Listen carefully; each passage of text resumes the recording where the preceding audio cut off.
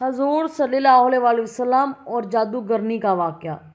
اسلامی تاریخ میں نبی کریم صلی اللہ علیہ وسلم کی زندگی کا ہر لمحہ ہمارے لیے درس ہدایت ہے۔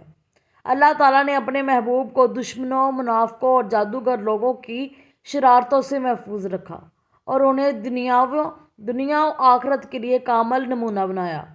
نبی کریم صلی اللہ علیہ وسلم پر کفار اور یہودیوں کی طرف سے کئی بار سازشیں ہوئیں، لیکن اللہ تعالیٰ نے ہمیشہ اپنے رسول کی حفاظت فرمائی۔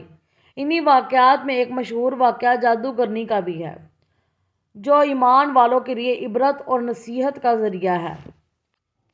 مدینہ منورہ میں ایک یہودی عورت رہتی تھی جو جادو ٹونے میں ماہر تھی۔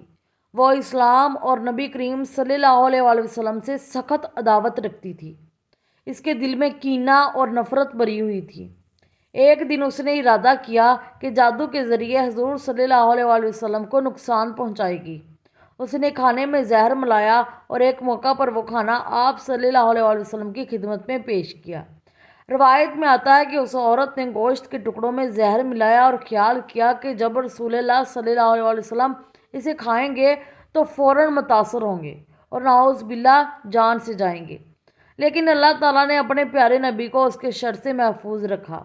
جیسے ہی آپ نے ایک لقمہ لیا، اللہ نے اس گوشت کو زبان دے دی اور اس نے خبر دی کہ میں زہر آلود ہوں، مجھے نہ کھائیں۔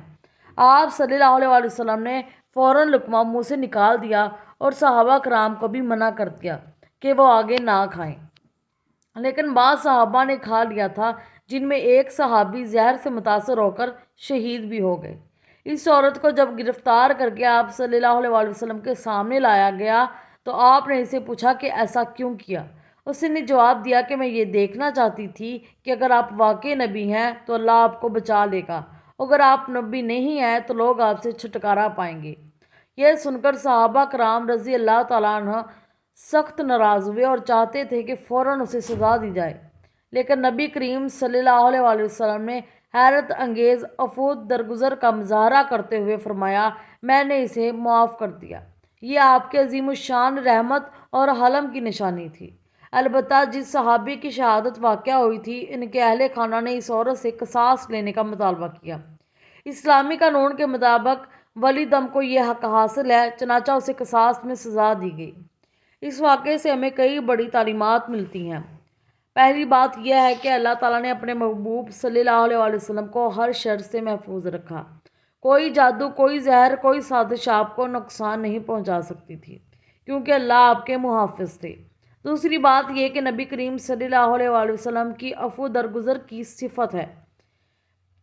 دشمن نے جان لینے کی کوشش کی، لیکن آپ نے اسے ذاتی طور پر معاف کر دیا۔